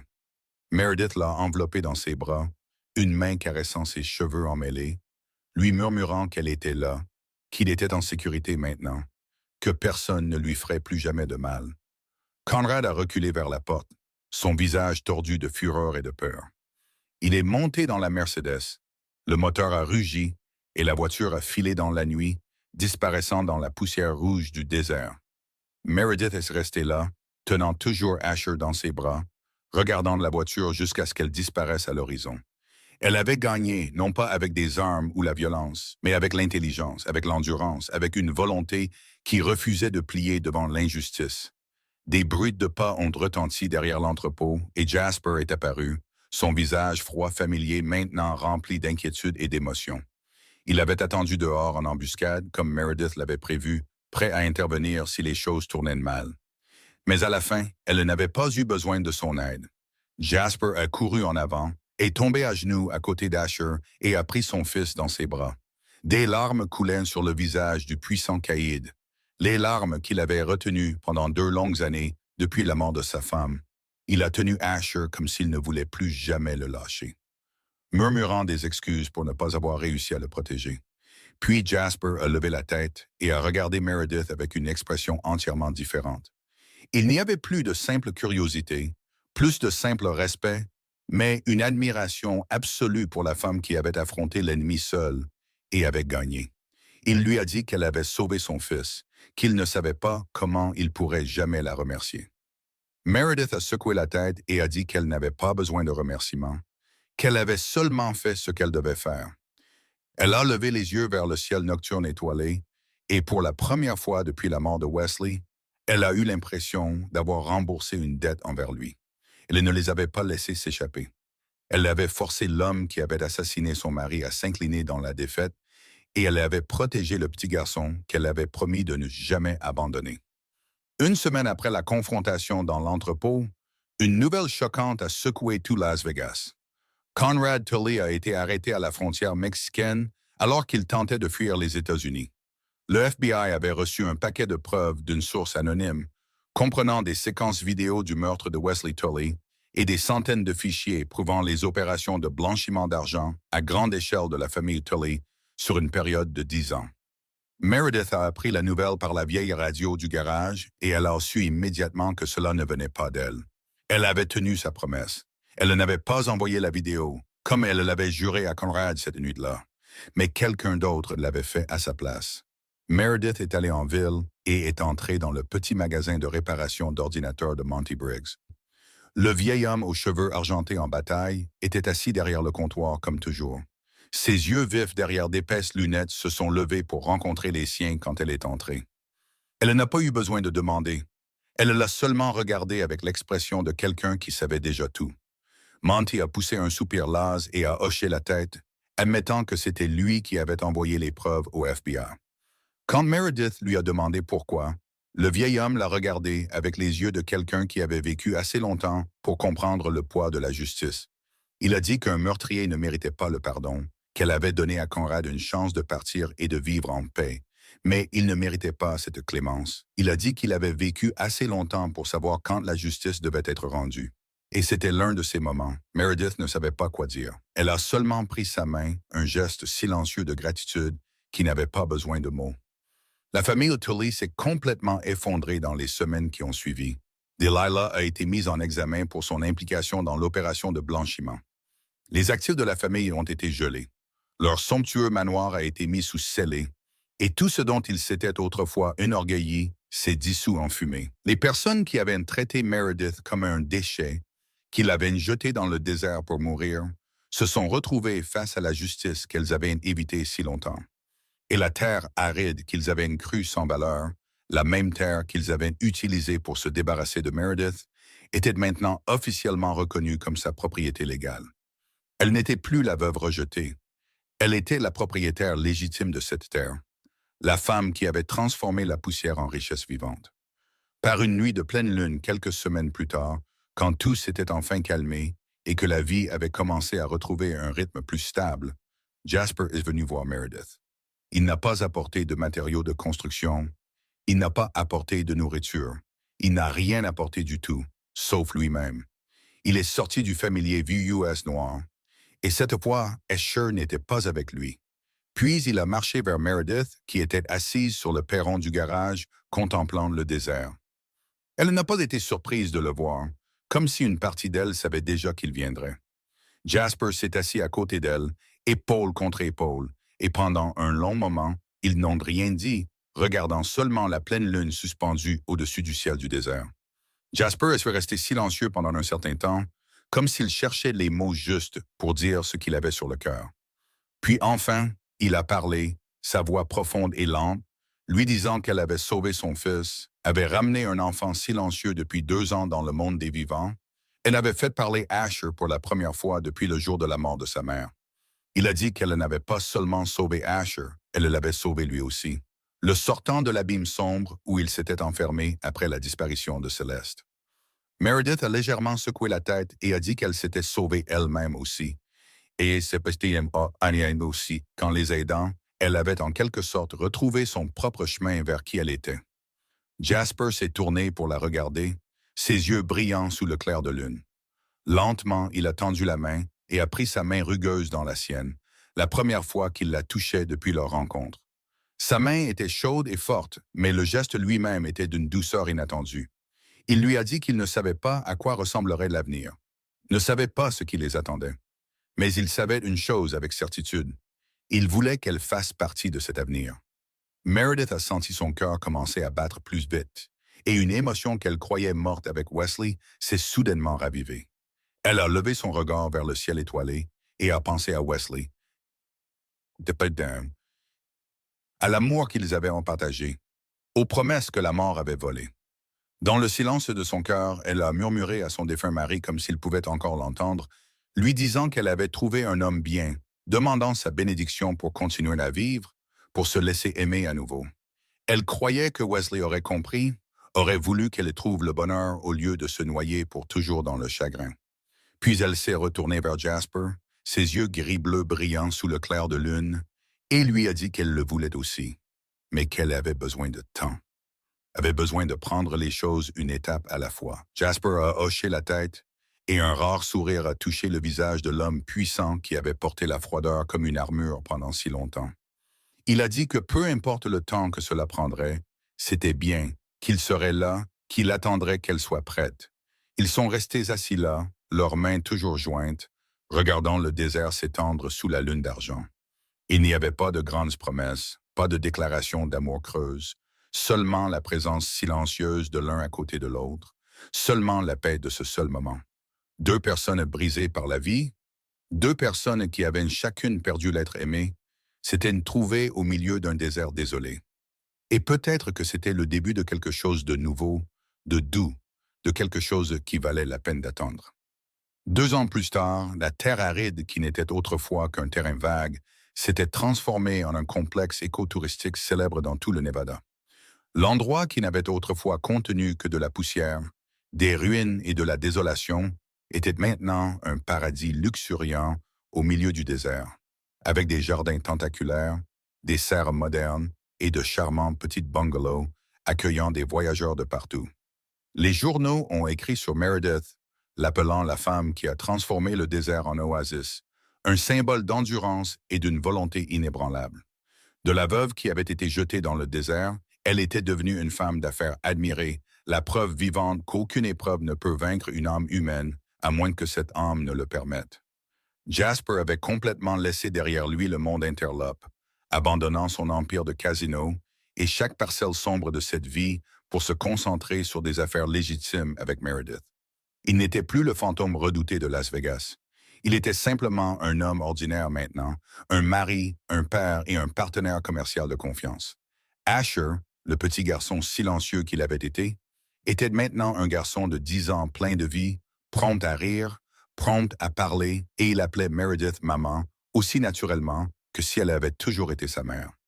Chaque jour, il courait dans les jardins, l'aidant à s'occuper des plantes et racontant à la petite Willa des histoires de poules et de tomates. Les histoires qu'il avait apprises dès les premiers jours où il avait rencontré Meredith.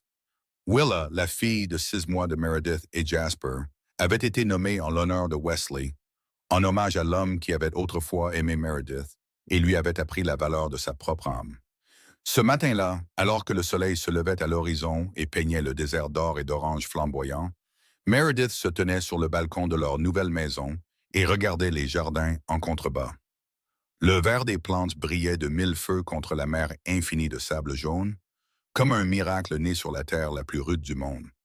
Elle s'est souvenue du premier jour où elle avait été jetée là. Elle s'est souvenue de cette première nuit, recroquevillée dans le coin du garage glacial. Elle s'est souvenue des jours où ses mains saignaient en réparant le camion et en construisant la serre. À l'époque, elle n'avait ni électricité, ni eau, ni espoir. Maintenant, elle avait une famille, une carrière, un avenir. Toutes les choses que la famille Tully avait essayé de lui voler. Jasper est sorti sur le balcon, s'est approché d'elle par derrière et a doucement enlacé sa taille. Asher a couru après lui, a jeté ses bras autour des jambes de sa mère et a levé son visage avec un sourire radieux. Jasper lui a demandé à quoi elle les pensait. Sa voix chaude et tendre, rien à voir avec la voix froide du puissant caïd qu'il avait été.